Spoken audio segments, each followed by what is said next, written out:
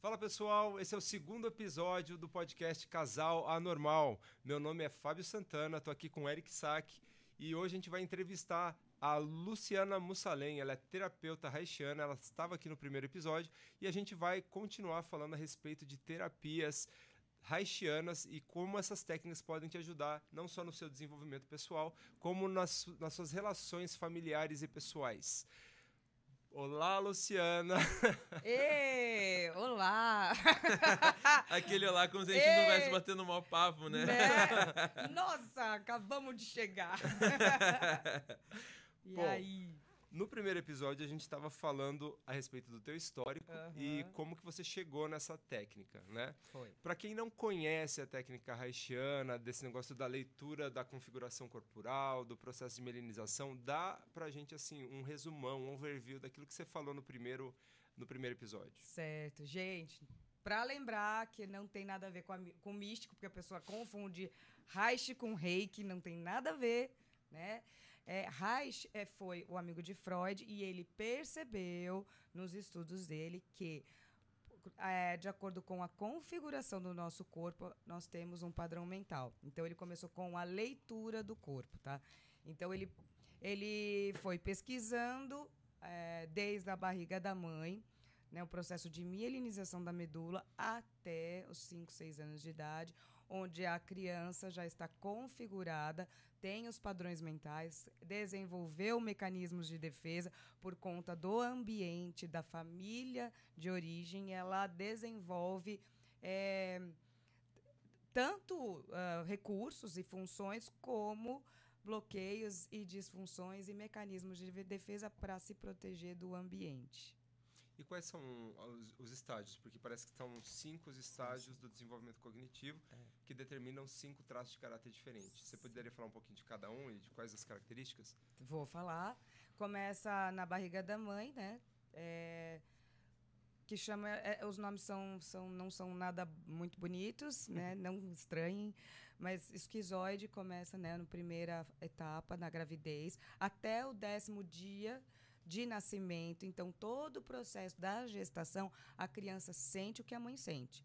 Então, se a mãe está num ambiente hostil, se ela é excluída, se ela sente alguma dor, morte na família, perdas, tudo isso a criança sente e ela entende que é com ela.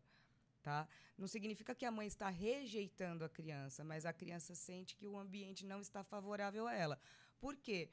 Porque a reação da mãe desse processo de dor, o bebê ele sente o quê? Que o útero está frio, duro, desconfortável, ele se sente incomodado, ele sente que incomoda. Então, toda essa fase da gestação até o nascimento é um processo que chama esquizoidia. Tá? Quando ele nasce, quando o bebê nasce, também influencia nas questões comportamentais. Foi cesariana? Foi parto normal? Como foi esse parto? Né? E aí ele sente tudo, as dores e esse processo da passagem, né, do nascimento. Como que ele fica nesses 10 primeiros dias? Vamos lá. A mãe teve depressão pós-parto, ela rejeitou essa criança, teve algum problema na amamentação? Esses 10 dias, esse processo da criança, né, interfere demais no desenvolvimento dela. Então, ela vai, vamos falar assim, desenvolver um recurso. Por conta dessa rejeição que ela sentiu nessa primeira etapa, ela desenvolve um recurso que é a criatividade, ideias, uma inteligência diferente da maioria. Por quê? Porque é o processo da rejeição. Então, a energia dessa criança, desse bebê, começa aonde? Na cabeça. Porque o corpo ainda não está desenvolvido. O sistema nervoso ainda não foi configurado no total. Depois vem a segunda etapa, que é a fase oral, onde a criança tem a conexão com a mãe, né, da amamentação, alimentação, nutrição, acolhimento. Se essa mãe não acolheu essa criança, esse neném, se a mãe ela precisou trabalhar, e aí o bebê se sente o quê? Abandonado, estou sem a minha mãe. Fiquei 9 meses com ela e, de repente, eu não tenho mais a minha mãe. Então, existe ali um abandono que essa criança sente. por exemplo, se a criança chora, que é uma maneira que o bebê ele não sabe falar, então ele vai chorar para chamar atenção. Mecanismo de defesa. Aí a mãe vai fazer o quê? Tá com fome. Já associa a fome, né? Aí vai dar mamadeira, mas não é a mamadeira que o neném quer. O bebê quer, ele tá com frio, ou com calor, ou ele tá desconfortável, tá com uma roupa que tem uma etiqueta, que é ruim, né? Que incomoda.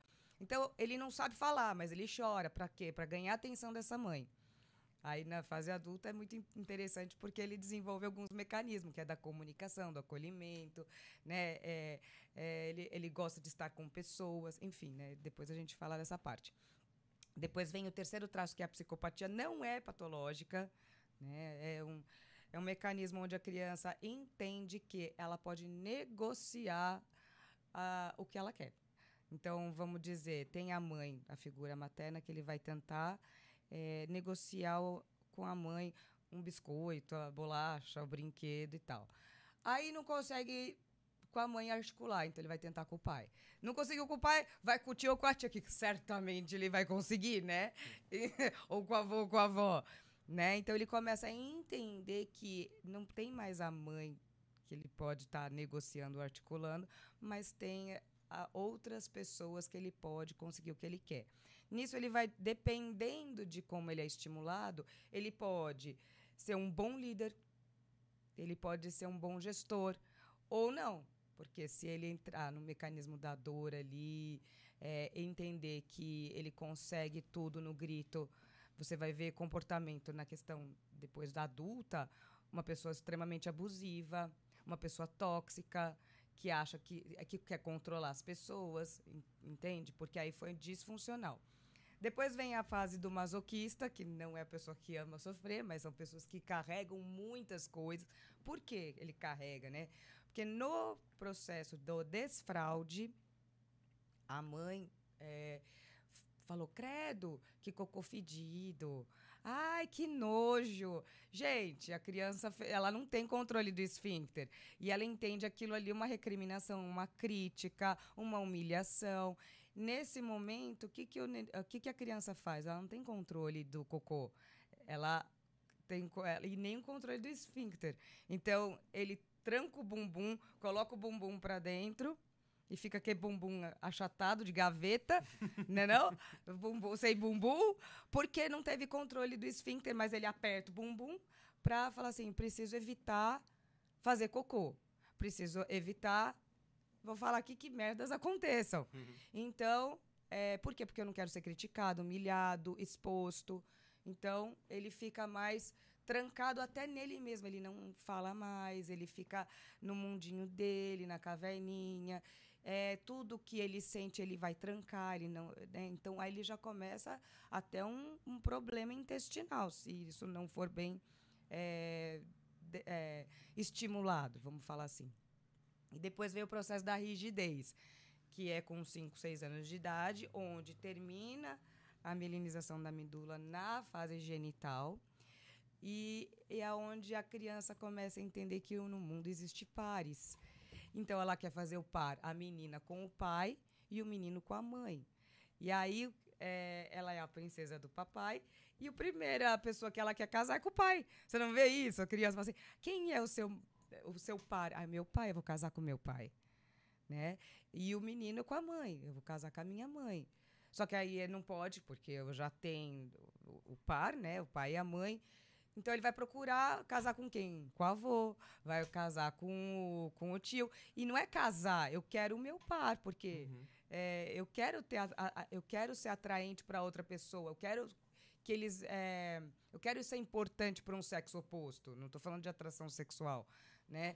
Eu lembro de uma sobrinha nossa, né? Que ela falava assim, quem é o teu... Eu vou casar com meu pai. Ela tinha 5 anos. Aí minha cunhada falava assim, não, porque o seu pai já é casado comigo. Então eu vou casar com o vovô Flávio. Não, você não pode casar com ele, porque o vovô já tem avô. Então com o vovô... Não, vovô... Então eu vou casar com o tio Fábio. Sabe, ela tá procurando o par dela. E aí começa o quê? Desenvolver um corpo diferente, mais sedutor, com curvas, proporcional, existe uma sedução natural. A criança, ela naturalmente ela vai querer competir para ser a melhor, ela não vai aceitar perder, ela não entra em jogo para perder. Isso pode ser bom, mas pode ser ruim também. Porque ela, vamos falar assim, se você se você estimula a criança, vamos competir porque você é boa na competição, ela vai, foi super estimulada. Mas às vezes a pessoa ela é tão doente na questão da competição. Eu era um caso, que depois eu falo. Que ela não entrava no jogo para perder, não era o meu caso. Eu não sabia disso, mas depois de estudar, eu falei, gente, eu não entrava no jogo porque eu não queria perder. Minha mãe me pôs no tênis, né, quando eu era pequena. E eu jogava bem. De esporte eu era boa mesmo, sabe? Eu mandava bem. Porque eu sempre fui muito competitiva, olha lá, né? A rigidez. Hoje tudo faz sentido, Faz né? todo sentido. Eu falei, gente, se eu soubesse disso, eu entrava no torneio. Porque aí eu não ia ficar assim, não, eu não posso me expor, eu não quero perder, eu não entro num jogo pra perder. E eu não quero ninguém me olhando. Tipo assim, ao mesmo tempo que você quer, você não quer. Uhum. Então, conflito. Você tanto não quer perder que às vezes você não entra na competição porque você sabe que existe a possibilidade, de né? perder. E eu falei assim, eu não vou perder. E eu nunca entrei em jogo pra perder. E assim, quando eu ia para acampamento, né, de criança, né, esses acampamento de igreja, olha só que engraçado. Eu era sempre escolhida para liderar time. Eu tinha ódio. Porque eu falei assim, que saco, né? Todo mundo, tem gente que quer, né, ser líder. Eu não queria. Por quê? Porque eu sabia que eu ia ter que fazer mais, porque eu sabia que eu não ia ter que perder, porque eu ia ter que dar exemplo, porque não adianta eu passar mal. Não existe passar mal, não existe ficar enjoada. Porque se você não tá se você não é líder, você pode ter enjoo e fazer, tô passando mal, né? Você vê um monte não assim. Não quero, né? Falei, tô passando mal, tô enjoada. E automaticamente, tá passando mal. Mas líder não pode. Então eu tinha que ser exemplo. Então eu não gostava, porque ao mesmo tempo que eu gostava, eu não gostava. Uhum. Né? Ó que gozado. E eu não entrava pra perder. E quando eu perdia, eu ficava doida. Né? Coisa idiota, por exemplo. Não aceita a derrota? É aquele tipo assim, não, mas é porque a gente fez isso, vai ficar argumentando até o final. Eu não argumentava porque eu sabia que já tava ruim, né? Uhum. Mas eu ficava louca da vida quando tinha alguém que era ruim no time. E, por exemplo, no vôlei, você sabe quando a pessoa é ruim. O saque só vai para aquela pessoa que não pega nada. É isso. Mas eu ficava louca. Eu falei, como assim? Ia correr na lagoa. Olha que coisa. Gente, é gozado isso, mas ia correr na lagoa, tava correndo, né? De repente alguém me passava. Eu falei assim, como me passou? Eu tava lá atrás. Aí eu comecei a correr, mais ainda. Isso é muito comum no esporte. Tipo, o Michael Jordan, por exemplo, ele era tão competitivo, quando ele perdia um jogo, ele começava a treinar para o próximo no mesmo dia. Então, assim, é um negócio de ter que ser o melhor para ser escolhido, para, tipo... E triangula, porque o rígido, o que ele faz? Vamos lá. Eu vou triangular no sentido de que eu tenho que ter apoio e segurança em alguma coisa. Ele tem que ser o melhor em alguma coisa. Se no basquete eu não tô bom, eu vou pro beisebol. Ele jogava beisebol. Sim. E jogava bem também. Então, se eu perder no basquete, eu vou pro beisebol. Se eu perder no beisebol, eu vou triangular em alguma outra coisa pra eu ser bom. Entendi. E é ruim isso. Sim. Lu, só então revisando. Os 5 estágios do desenvolvimento da Melina começa com esquizoide, da concepção até o nascimento, ou seja, 0 ano de idade. Depois vem? Oral, que é de que idade a que idade? 1 ano, por aí, né? Que é a amamentação. Começa 1 ano até... 2 anos começa a psicopatia, de 2 a 3, né? Então de 1 a 2, oralidade, depois de 2 a 3, psicopatia, mais ou menos? Isso, mais ou menos isso. No fase do desfraude, 3, 4 anos, masoquista, 5, 6 anos, rigidez. Tá, legal. É mais ou menos, assim, não é certo...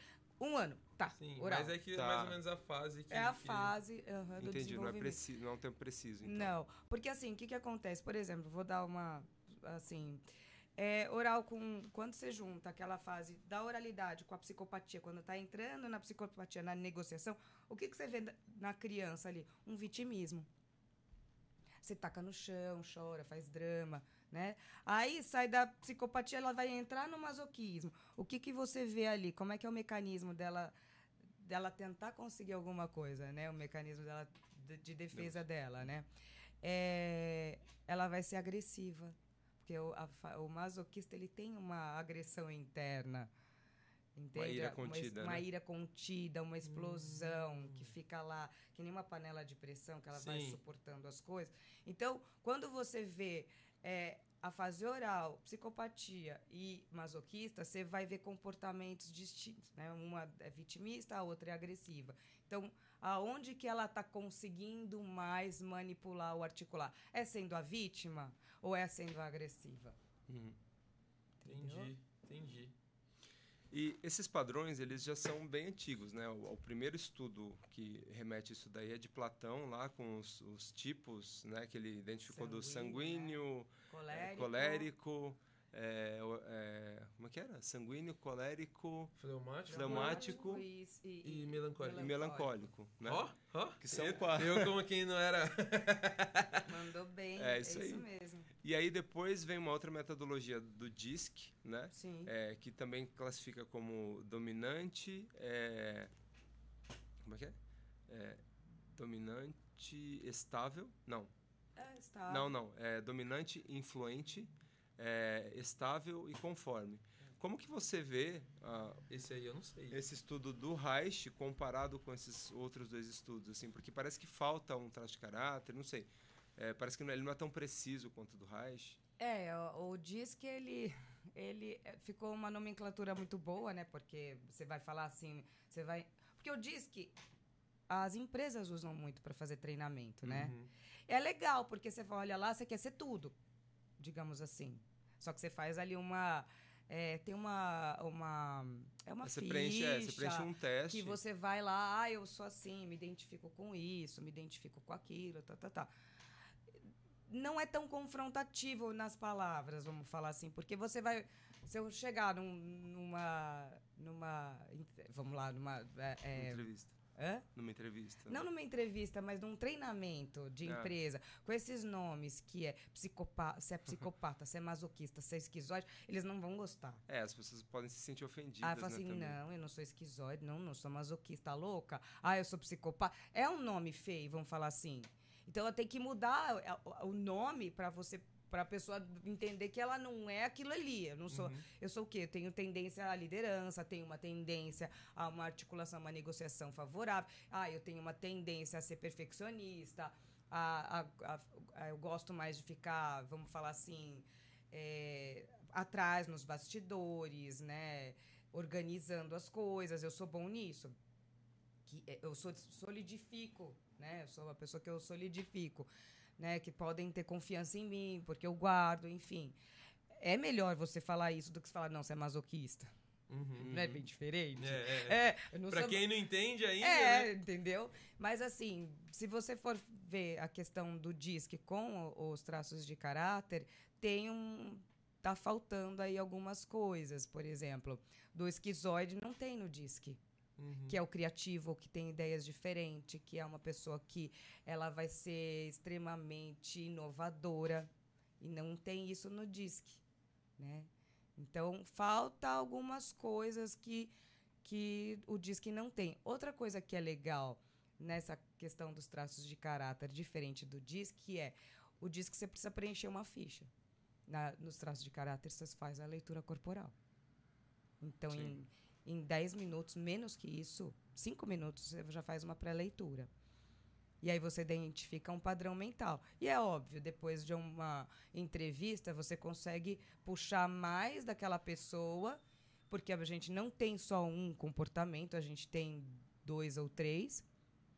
E aí você vai colocar aquela pessoa num lugar onde ela trabalha melhor, onde ela se desenvolve melhor. Mas aí o quão preciso é essa leitura? Porque, por exemplo, o Corpo Explica ficou muito conhecido por classificar, né?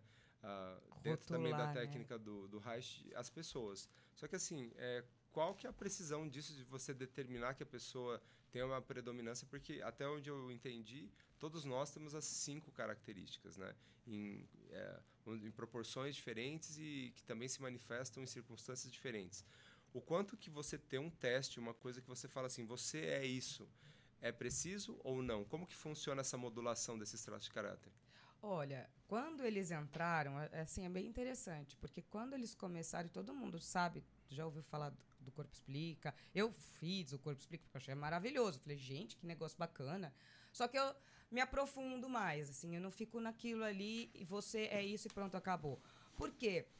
Eles rotularam as pessoas com percentual.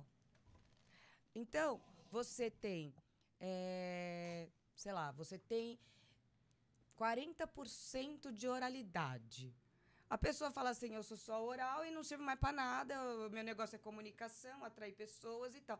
Só que a questão é, você pode ter uma predominância oral, funcionar muito bem dentro da empresa, do seu trabalho, em vendas e tal, só que dentro de casa o teu comportamento é outro. Sim. Eu gosto de ficar na caverna, eu não gosto de me comunicar, eu estou exausto, ou eu entro no meu lado criativo. Então, assim, você não pode rotular, falar assim, você é isso, você é 45, então você funciona desse jeito. Não existe isso. E como que é montado, tipo assim, no desenvolvimento? Tem diferença de, por exemplo, com base ultra mega superficial. Eu sinto que eu no trabalho eu sou uma pessoa mais oral. Só que eu sinto que em casa eu sou mais masoca. Isso. Então em casa eu sou uma pessoa mais reclusa e, tipo assim, eu não sou tão comunicativo, mas sou uma pessoa que atribui muitas coisas pra mim. Tem diferença no processo de desenvolvimento? Tipo assim, por que eu sou um em um lugar e por que eu sou outro em outro? Então, é interessante você falar isso, porque a gente, além de tudo, funciona como gatilhos. Se você for masoca no teu trabalho, não vai dar certo. Porque você precisa ter uma conexão, você precisa ter o lado que é mais comunicativo, você precisa trabalhar com pessoas. Quer dizer, tenha uma necessidade de você trabalhar mais no teu oral. Em casa, você tá mais confortável, não tá? Afinal de contas, você tá com tua família já te conhece, já te aceita, casou, tua esposa já, pelo menos, já te conhece há um bom tempo. Então, você pode falar assim, preciso do meu tempo, e ela vai respeitar e vai entender. Até porque você gasta tanta energia num lugar que você precisa se recompor em outro. Eu preciso desse tempo. Então, assim... E também vai os gatilhos de traumas, por exemplo. Se, de repente, a pessoa ainda está morando com os pais. Isso aconteceu comigo. No meu trabalho, ou, sei lá, na igreja, ou em grupos assim, eu era uma pessoa. Aí fala assim, nossa, ela é bipolar? Não. Em casa, eu era outra pessoa. Você fala, credo, mas parece que mudou a personalidade, né? Da água pro vinho, quem vai... Não te reconheço. Mas por quê? Porque em casa eu tive gatilhos, me estimulava a algumas disfunções que entrava no módulo proteção. Entendeu? Então, o meu comportamento era completamente diferente. Mas eu era a mesma pessoa. Só que o ambiente não era favorável. Sim. Entendeu? Acho que deu para entender. Sim, deu para entender. As interações com o ambiente determinam também o que... É interessante porque às vezes tem gente que fica assim, não, mas por que eu sou de um jeito em um lugar?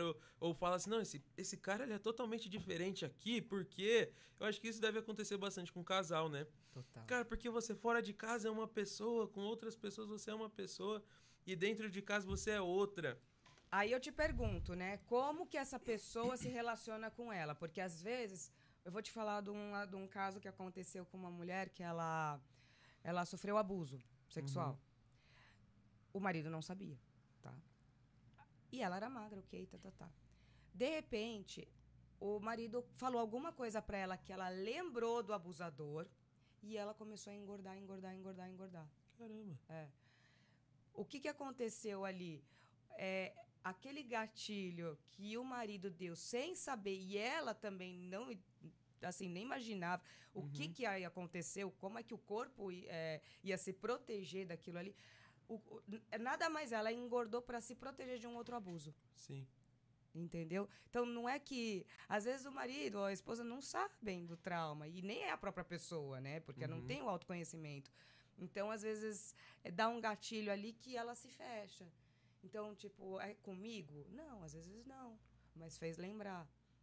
Acontece muito isso. Do casal, de repente, o marido começa a brigar com a esposa. Aí ela fala assim, mas gente, não fiz nada. Só que o que aconteceu? Ele tá lembrando de alguma coisa da mãe. Ah, Então, ele não tá com raiva da esposa, tá com raiva da mãe. Que a mãe fazia alguma coisa que ele tinha raiva. Então, só que ele não pode matar a mãe, porque a mãe é sagrada. Eu vou matar a esposa. Vamos falar assim, entendeu? Não tô falando matar. Mas é mais fácil eu brigar com ela sim. do que brigar com a mãe, que mãe não se briga, né? Mãe é sagrada, aquela coisa. Não, mas ela é mãe. Olha, não tem aquele estereótipo da mãe, né? Que a mãe, ela é... A mãe nunca erra. Mãe é mãe Sim, e sim. tal. Então, E rola um pouco de, tipo... agora eu vou entrar na minha viagem, você me corrige. Do tipo assim, ó, eu fico com algo mal resolvido com a minha mãe, eu meio que queria brigar com a minha mãe, e eu meio que encontro uma mulher que tenha traços parecidos pra meio que eu poder... projetar. Faz sentido isso ou Faz. viagem? Não, normalmente você casa com uma pessoa que é parecida com a mãe. Quando você tem autoconhecimento, você quebra o ciclo. Será que eu tô num ciclo e agora? Como é que eu quebro ele? É interessante porque a primeira coisa é você entender o teu comportamento, o teu padrão mental. Quando você entende o teu padrão mental, fica mais fácil de você sair desse ambiente. Como que eu funciono, como que minha mãe funciona, como meu pai funciona. Quero isso pra minha vida? Não. Vou buscar o quê? Algo diferente. Sim. E nesse diferente vão vir culturas diferentes, porque ela também vem dos traumas. Tua futura esposa, vamos falar assim, veio de um ambiente também que pode ter sido ácido, nocivo, tóxico, disfuncional. E aí você pode, com o teu conhecimento, ajudar a entender ela como pessoa, entender a identidade, ela entender a identidade dela e começar a curar esses traumas para não passar para dentro do relacionamento do casal e depois passar para os filhos. Porque às vezes a pessoa fala assim, eu vou casar para ser feliz. Não vai. Não vai casar para ser feliz. Você vai casar para se doar, né? Então, agora eu vou ter um filho para ser feliz. Aí o filho, coitado, que veio com o tanque de amor vazio, né? Porque a criança vem com um tanque de amor vazio. Você tem que estar cheio de combustível para poder dar pro teu filho. Mas ela quer tirar do menino que nem tem. Mas ele veio para preencher meu vazio. Quantos a gente vê isso, né? Inclusive, eu falo isso nas terapias, quando eu vejo uma mãe aí que tá num comportamento meio esquisito com o filho, eu falo assim, mas você teve teu filho pra quê? Pra ser feliz. Pronto. Tá errado. E o que a gente observa também é que essas projeções, elas nunca acabam. Às vezes, quando a gente observa casal de amigos e tudo mais, sempre tem o momento do evento em si, quando você casa, quando você tem filhos e tudo mais. Só que a gente sempre traz nossa bagagem familiar e essas coisas, geralmente, elas não foram quebradas. De gerações em gerações vão passando esses problemas para frente. E aí as pessoas, assim, casam diversas vezes, mudam de profissão, mudam de país, sempre buscando uma transformação, uma mudança efetiva, só que essa mudança nunca acontece. Até uma fuga, né? Porque são coisas que estão dentro da gente, que estão criando esses ambientes. E é uma quebra de paradigma. Mas, Lu, e comparado com outras técnicas tradicionais, da terapia analítica, Lacan, enfim, como que você vê, que tipo de diferença de resultado que tem essa técnica do Reich comparado com outras técnicas? Olha, eu estudo bastante, né? E pra mim foi a que teve mais resultado. Por quê? Porque muitas vezes você vai estar lá falando dos seus traumas e a pessoa muitas vezes não te dá ferramenta para você trabalhar com aquilo que como você funciona. Às vezes tem aquela receitinha de bolo que funciona para todo mundo. E a gente não é assim, porque cada um tem uma forma de lidar com a vida, inclusive com as dores. Mas eu posso até perguntar para você, que foi para quanto tempo você fez terapia e em como que resolveu a tua vida, como é que foi a tua experiência. Porque eu passei por terapia quando era adolescente e eu não sabia nem o que eu estava fazendo lá. Como eu falei da outra vez, eu ficava inventando história porque eu falei, tem que falar, eu inventava. Entendeu? Vou ter que contar alguma coisa. Já que eu tenho que gastar 1 hora de papo aqui, né? Vou ter que inventar. Então, assim, eu até devolvo a pergunta para quem foi paciente por quantos anos, eu não sei. E depois... Até legal essa pergunta. Sim, né? sim, Eu fiz terapia, assim, vários tipos de terapia, mais de 10 anos. E o que eu percebi é que, assim, a gente acaba, no processo, investigando muita causa. Então, você fica muito falando do problema, o porquê daquilo, investigando causa, mas que não tem uma mudança no teu comportamento. Você não está agindo no teu dia a dia, na tua rotina e até nos seus processos mentais internos que está te curando. Muitas vezes você está com uma depressão, a pessoa vai lá te dar um remédio e tira o sintoma da tua depressão. Mas o que causou a tua depressão? Será que é a tua relação familiar? Tipo, será que é alguma coisa que você tem, sei lá, um pai tóxico, uma mãe que é muito possessiva, muito abusiva, e que às vezes o gatilho está nisso. E se você não perceber esse gatilho e não tomar ações práticas para mudar a forma como você se sente, você precisa mudar o teu ambiente. Por exemplo, você ainda mora com seus pais, você tem ciclos depressivos. Você precisa sair desse ambiente. Você precisa buscar ambientes mais saudáveis, né? Eu não estou conseguindo chegar num resultado e me sinto bloqueado em algumas áreas da minha vida.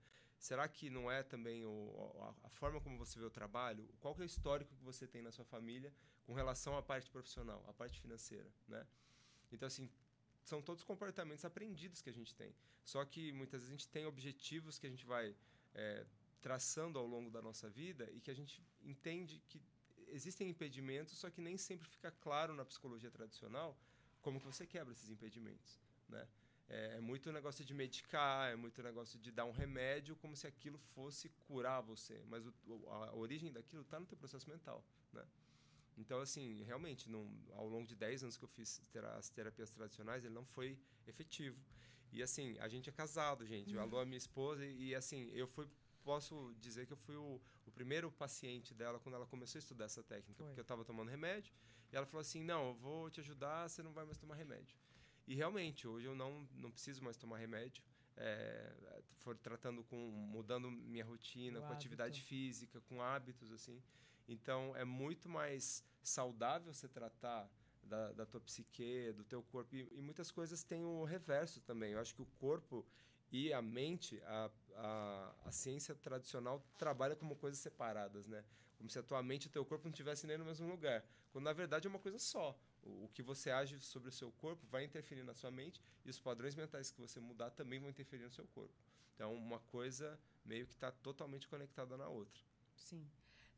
Por exemplo, tem a ver essa coisa da depressão, tem a ver com o teu ambiente de origem, como foi estimulado, entende?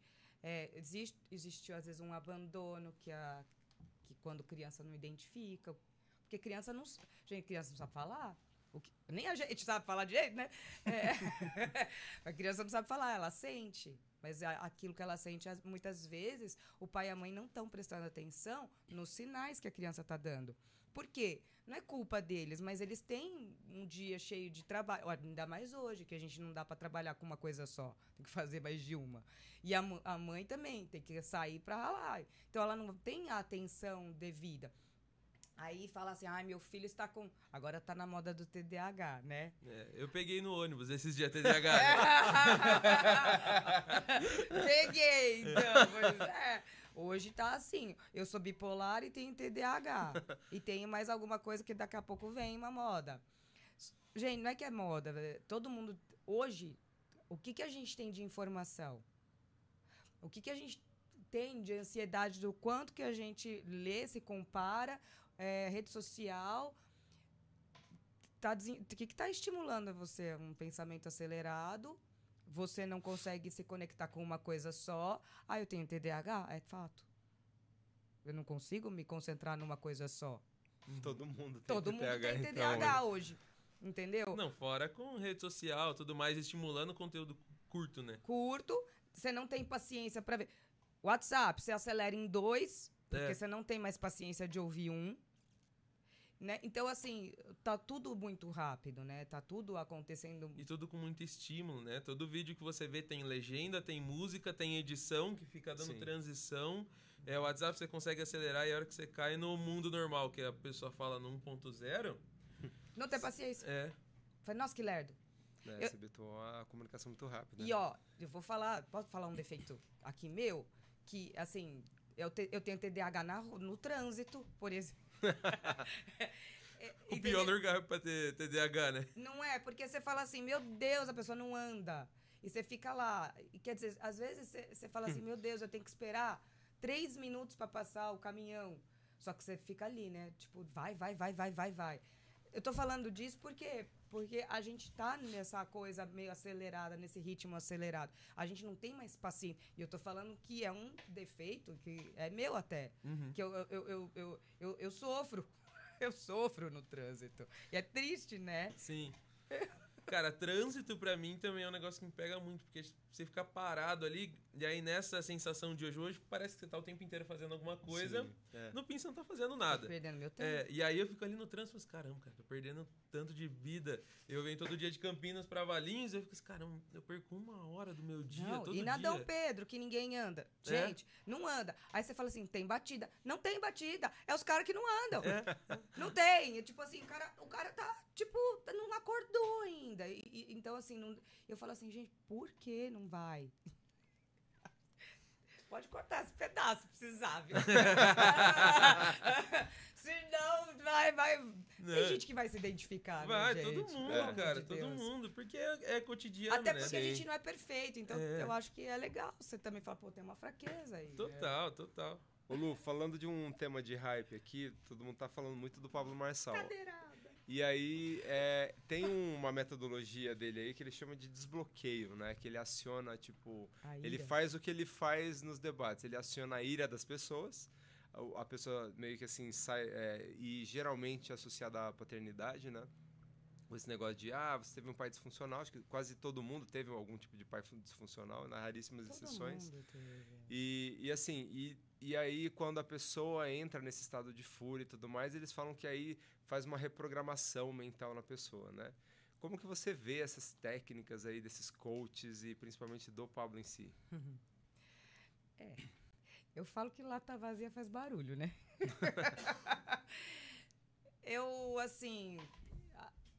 Eu acredito assim, tem muita gente que tem a ira contida. Vamos falar assim, se a gente pega traço de caráter e pega um masoquista, ele tem a ira contida. O que ele precisa fazer? Explodir. De fato, ele precisa explodir. Só que o Marçal, ele tem masoca alto, com psicopatia. Será que isso não funciona pra ele? Nem todo mundo vai funcionar desse jeito. Por exemplo, eu não vou funcionar desse jeito, gritando que nem uma louca, dentro de um ambiente onde tá todo mundo gritando. Eu vou ficar com raiva e vou sair dali. Eu não vou gostar daquilo ali. Porque pra mim vai ativar a ira do ambiente, por exemplo. Alguém vai apanhar. Mas pra ele funcionou. Por quê? Porque ele tem uma ira contida, ele tem ele funciona com a tal da panela de pressão, que vai segurando tudo de todo mundo, querendo dar conta de tudo, sendo salvador e tal. E tem um lado da psicopatia, que lembra quando eu falei da criança, que é agressiva pra conseguir a coisa? Ele ativa isso nele. Mas não acredito que isso funcione para todo mundo. Só que assim, você tá num ambiente onde tá todo mundo berrando, você vai berrar também. Na hora, você precisou aliviar algo que ele te estimulou a lembrar a um trauma. Então, você vai gritar, porque foi favorável para você gritar. Só que você chega ali, teve uma mudança de atitude tua? Teve uma mudança de ambiente onde você vive? Você saiu de um ambiente tóxico? Será que você não é a pessoa tóxica também? Será que você não é o problema? E tá achando que é o outro que é o problema? Então, assim, é superficial, entende? Eu acho que nem tem pessoas que eu falo assim, né, na terapia. Pela análise do corpo, você vai identificar até onde a pessoa vai ser boa, onde ela vai ser estimulada a liberar a ira. Exemplo, vai fazer o jiu-jitsu, vai fazer muay thai, vai fazer um boxe, corpo a corpo mesmo, sabe? Porque aquela pessoa, ela precisa colocar pra fora aquilo que tá contido. Então, pra ela vai ser bom. Pra outro tipo de pessoa, não vou colocar ela pra brigar, por exemplo. Põe ela numa dança, põe ela numa atividade em grupo que para ela vai ser muito bom. Existem lugares onde a pessoa ela vai ser ou não estimulada. Então, não acho que tem que chegar e falar assim, não, grita aí, esmurra a parede, entendeu? Que você vai ser desbloqueado. Vai nada. E, assim, pela tua experiência também de atendimento e terapêutica, duas coisas, né? O que você identifica hoje mais nos seus atendimentos, que é o mais comum, assim, tanto de processos internos como de ambiente com as pessoas? Peraí, volta a pergunta aí que eu fiquei pensando em outra coisa. Tá. Ó, TDAH! Ó, o TDAH batendo. Vou separar em duas, tá? Então, a primeira é, o que você considera que é uma técnica válida para esse tipo de reprogramação mental? Por exemplo, eu tenho um hábito ou um processo mental meu que me sabota, e qual que é a melhor forma de eu me reprogramar, de eu reconstruir esse padrão de pensamento? Posso acrescentar um ponto na pergunta que você tinha falado antes, que era a respeito do... às vezes você é a pessoa tóxica. E como que é esse processo também dentro da terapia? Porque, lógico, você vai ter que voltar, vai ter que ter todo o tratamento. E, tipo assim, como que é esse processo de entendimento? Pô, será que eu sou a pessoa tóxica e tal? Como que é esse caminho também? É um confronto. A pessoa tem que aceitar o confronto. E ela entra numa zona de conflito. Então, é necessário a pessoa entrar aceitar isso. E falar, não, eu sou... Só que é muito difícil da pessoa aceitar. Porque normalmente a pessoa vai sempre colocar a culpa em alguém. Uhum. Entra em negação. Entra em negação. Eu não sou assim, eu não... Ou se eu sou, é porque o outro é. Uhum. Não é assim? Eu sou assim porque é o jeito que eu preciso ser. Mas porque alguém me motiva a ser desse jeito. Não, eu faço isso porque você sempre foi desse jeito. Então, eu faço isso por tua causa. Então, por que a pessoa, então, que falou assim, tá, então por que você não muda? Não, porque existe uma zona de confronto por uma zona de conflito interno, onde ela vai ter que ser forçada a uma mudança que ela não quer. Ela quer que o outro mude para ela continuar na mesma. Então, é aquela coisa de empurrar. Relacionamento, casamento, você vê o quê? Muita gente empurrando com a barriga. E não é feliz num casamento, porque ninguém abre mão. E aí tem que abrir mão. Alguém vai ter que ceder. Uhum. Né? O problema é quando só um cede. Aí fica desgastante também, né? Sim. Interrompi sua pergunta. Não. Acho que elas se complementam. Sim. Qual que é a melhor técnica para fazer essa reprogramação mental aí, por exemplo? Existem tantas técnicas, gente. Porque eu não trabalho com uma só. Reich é a primeira que eu gosto demais e tal. Mas você pode entrar numa hipnose clínica para entender onde é que está o gatilho. Você entra a nível de subconsciente. Depois tem a questão espiritual, que é o que muita gente não fala. E em terapia não se fala mesmo em questões espirituais. Mas existe. Né? Às vezes, a pessoa precisa de uma libertação. Eu trabalho com isso também. Entendeu? Mas não é com todo mundo que eu faço isso, porque nem todo mundo tem esse entendimento. Então, eu tenho que respeitar até a crença da pessoa. Se a pessoa acredita nisso, ok, vamos trabalhar nisso que vai funcionar demais. Porque nossa vida é uma cadeira com 3 pernas. É corpo, alma e espírito. E a gente tem que equilibrar os 3, porque senão uma perninha cai. Então tem que pôr em equilíbrio, né, o nosso corpo, fazendo uma atividade. E, por exemplo, vou dar um exemplo. Eu tô com crise de ansiedade. Vou tomar um remédio. Pessoa que está com crise de ansiedade, até fiz com ele uma vez, pega 2 pedras de gelo e segura. Porque a tua mente já vai dar um... Entendeu? Um reset. Dá um reset. Legal. E como que você, assim, primeiro, identifica isso nos seus atendimentos? E como que você também se posiciona? Porque a maioria das pessoas também não vão entender, falar assim, pô, mas ela é terapeuta, mas está querendo falar de libertação, está falando de processo mental, mas, enfim, né? Tem a questão, assim, de misturar um pouco as áreas, né? Que as pessoas muitas vezes têm dificuldade de entender isso ou de reconhecer que existe algum nível de autoridade de conhecimento ali nessa área. Como que você trabalha com isso? Eu acho que não pode ficar limitado na caixinha. Uhum. Esse que é o problema, né? Porque a gente precisa buscar conhecimento, né? A Bíblia fala que na multidão de conselhos há sabedoria, e na multidão de estudos também você descobre várias técnicas que para determinados tipos de pessoas pode ajudar. Porque tem gente que... É verdade isso. Tem gente que tá bem resolvida em alguma área, mas em uma área não tá. Vamos falar que é questão espiritual. Nem ia falar nessa questão de espiritual, mas às vezes é questão espiritual. Entendeu? E aí você vai conversando vou conversando com a pessoa, vou investigando algumas questões, vou fazendo pergunta para ela, porque não é simplesmente bater o olho e é isso. Que nem, né, vamos falar o que o Corpo Explica fazia. Olhava pro teu corpo, você funciona assim. Só que isso daqui é só uma couraça. O problema, às vezes, não é o externo é interno. Às vezes é numa fase da esquizoidia dela, onde no nascimento ou no desenvolvimento dela na barriga da mãe, teve vários conflitos e onde ela teve, por exemplo, eu falo que teve, nesses estudos agora de como a criança nasce, né, o processo dela nascer, a passagem, tudo isso, interfere na vida adulta. Por exemplo, a criança que nasce de cesariana tem tendência à procrastinação, menos-valia, à ansiedade. Entende? Por quê? Porque ela não fez o esforço que deveria fazer, que é a explosão, para nascer, e aí teve um desenvolvimento melhor, que é não ter a ansiedade. As crianças são menos ansiosas quando nasce com parto normal. Não tem tendência à procrastinação, são pessoas que são mais proativas. Isso está comprovado cientificamente, entendeu? Então, eu não posso chegar na pessoa e falar assim, eu vejo uma couraça, então vamos trabalhar assim. Não, porque às vezes eu tenho que perguntar, questionar, e tem até umas fichas que uma ficha, né? Eu dou um questionário para a pessoa responder o que ela lembra do nascimento dela, ou pergunta para a mãe, o que ela lembra da primeira infância. E tudo isso ela vai me responder e aí eu vou trabalhando. Uhum. E existe um tipo de pessoa, um tipo de causa, não sei, que a pessoa não pode passar por esse tipo de terapia? Tipo assim, ela não se enquadra, tem que passar por um outro tipo? Porque eu sei que na freudiana tem gente que não se enquadra, não é? Tem tipo isso. Quando tem esquizofrenia, alguma coisa mais grave. Isso. Assim.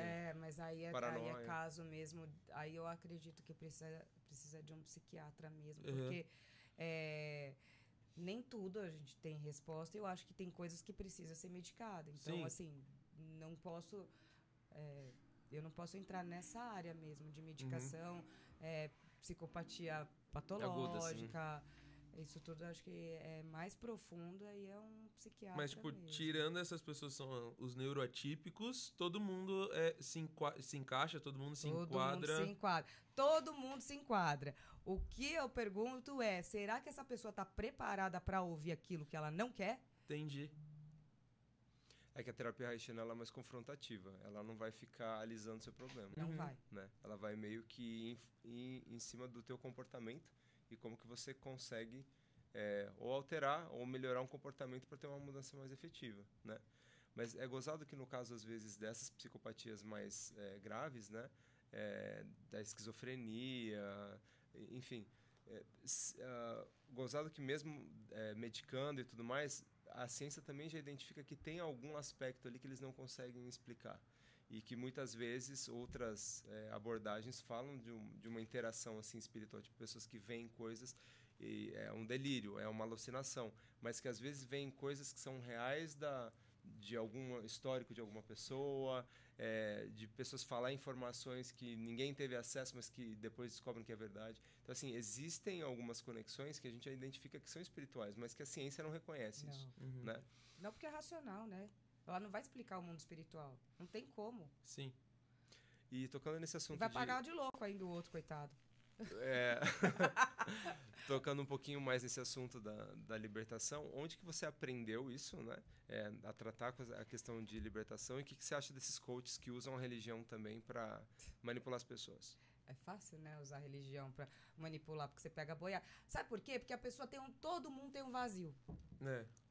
Todo mundo.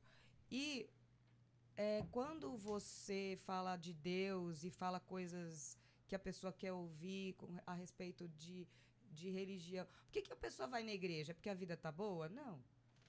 Na boa. Não vai, né? É porque a vida tá ruim. Então eu vou buscar algo, um Deus, para preencher aquilo que eu não sei. Porque dinheiro não preencheu, família não preencheu, mas tem algo vazio dentro de mim que eu não sei o que é. É Deus. É Deus. E ele vai... E assim, e Deus, ele confronta no amor, né? Ele quer uma mudança tua, existe renúncia para tudo na nossa vida. A gente tem que renunciar para ter algo bom, para ter algo melhor. Então tem um preço, nem todo mundo quer pagar, né? Então, aonde eu aprendi isso? Na questão da libertação. Foi na igreja. Mas assim, eu vim de uma família cristã, batista, que não acreditava em nada dessas questões de mundo espiritual. E só que, nossa, essa vai ser grande, hein? Agora vai dar hype, hein? Agora vai dar hype. Quando eu tava na igreja em São Paulo, porque eu vim de lá, foi a época que o Daniel Mastral entrou na igreja. Lembra dos satanistas? Uhum. E é verdade isso, que ele ficou endemoniado, caiu na lama, blá, blá, blá. Pastor Zit foi lá e foi o único que conseguiu libertar e tá. Era a época do que os satanistas estavam bombando na igreja. Eu era pequena, mas a minha mãe lembra do Daniel Mastral. Caramba. Mas daí eu me desviei, tá? Fui pro mundo, fui, falei, tá muito chato ser crente, é muito chato. Aí eu fui pro mundão, quase morri e tal. Aí eu falei assim, meu Deus, aí o Deus me livre, Deus me guarde, Deus me ajude, vou voltar pra igreja, porque eu sei pra onde eu vou. Né? Já sabia, já tinha conhecimento de Bíblia, de Deus, essas coisas, já tinha tido experiência quando criança, né? Aí, quando eu voltei para a igreja, eu fui para uma igreja que tinha essa questão de manifestação espiritual. No começo eu fiquei assustada, falei, que negócio é esse aqui que eu nunca vi, né? Falar em línguas, eu falei, gente, povo doido, né? Só que aquilo lá me trouxe paz. E aí eu fui conhecer a primeira pessoa que trabalhava com libertação, né? Que todo mundo fala que é doida, que era a Neuza Tioca. Foi o primeiro curso que eu fiz de libertação. Porque eu passei por uma experiência ali e realmente surtiu efeito. Eu vi coisas na minha vida, até no meu nascimento. Como que eu nasci, eu senti tudo. No processo que elas fazem, que é a oração do ventre, né? Que começa desde a sua concepção até o seu nascimento. Eu senti tudo fisicamente do que aconteceu. É muito louco. Eu falei, isso é verdade, porque eu senti, eu experimentei isso. Então, e aí existem questões onde na tua família ou pessoas fazem coisas, né? Por que existe hoje um povo que vai pra Umbanda fazer trabalho pra vida dos outros? É porque acredita que isso não existe?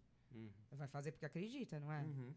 Tem gente que não acredita, mas a vida da pessoa tá travada porque tem um trabalho ali num centro, sabe lá da onde, no meio do mato, que faz travar a vida da pessoa. Eu vi isso acontecer em algumas pessoas? Vi. Vou negar que isso existe? Não.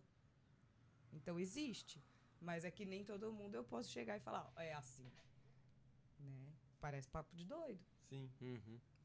Eu acho que ainda mais falando como você está falando com pessoas que não confiam em, lógico que toda terapia você precisa confiar na sua terapeuta. Eu acho que é muito de você construir e ir entendendo também esse processo de confiança, porque senão também às vezes você chega de cara falando algo nesse sentido, a pessoa já... Sim, vai ter uma resistência. Ela vai criar, tipo, o gato escaldado, não vai rolar. Mas, por exemplo, eu respeito muito a pessoa e não vou entrar nesse mérito, não vou entrar nesse assunto de chegar e pedir, falar pra ela, acredita no que eu acredito, não posso fazer jamais, né? Tem que respeitar. Mas já aconteceu uma situação muito interessante, que uma cliente minha ia no centro. Eu falei, bom, experiência espiritual você tem, não tem? Tem. Eu falei, então bora, minha filha. Vamos. Eu falei assim, você tá aprisionada nisso aqui. Posso orar pra, né, enfim, pra gente identificar onde é que tá o bloqueio, que tá aprisionado, tá. Meu, na boa.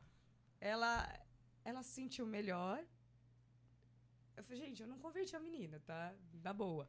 Mas eu vi ela indo na igreja, tá? Indo lá na Lagoinha Que e tal. massa! Cara, eu não fiz nada. Ela teve uma experiência com Deus. Eu não tô falando pra ter uma experiência religiosa.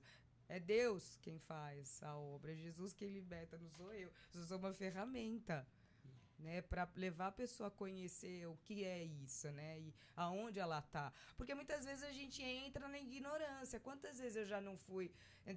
Gente, era curiosa. Imagina, né? Eu era super curiosa e entrava em coisas que não tinham nada a ver e que tava me lascando. Música. E que eu tava me envolvendo que eu não tinha a menor consciência. E tem muita coisa que a gente faz porque a gente não tem conhecimento. Verdade. Estamos chegando ao final de mais um episódio. Se você gostou, compartilha com quem está buscando também melhorar na vida, quer aprender um pouquinho mais sobre essa técnica, ou de repente quer até passar por algum tipo de atendimento. E dá seu like, compartilha com aqueles que também estão precisando de uma certa ajuda. Eric, mais alguma pergunta? Cara, eu acho que se eu fosse fazer o tanto de pergunta que eu queria fazer, a gente ia ficar mais uns 3 episódios aqui. Muito bom. Muito bom. Bom demais. Olha isso, tá vendo, gente? Mas na próxima, a gente tem que falar sobre pessoas e relacionamentos abusivos e tóxicos, porque tem muito, gente. Eu tô atendendo muita gente que tá vindo de relacionamentos tóxicos, abusivos e nocivos. Acho que já tem um bom tema já pro próximo. Já tem tema pro próximo. Eu acho, né? Vamos ver aí se é interessante para vocês. Ótimo. Se você ficou aqui até o final, obrigado pela tua audiência e fica ligado para os próximos podcasts do Casal Normal. É isso aí. Tchau. Tchau.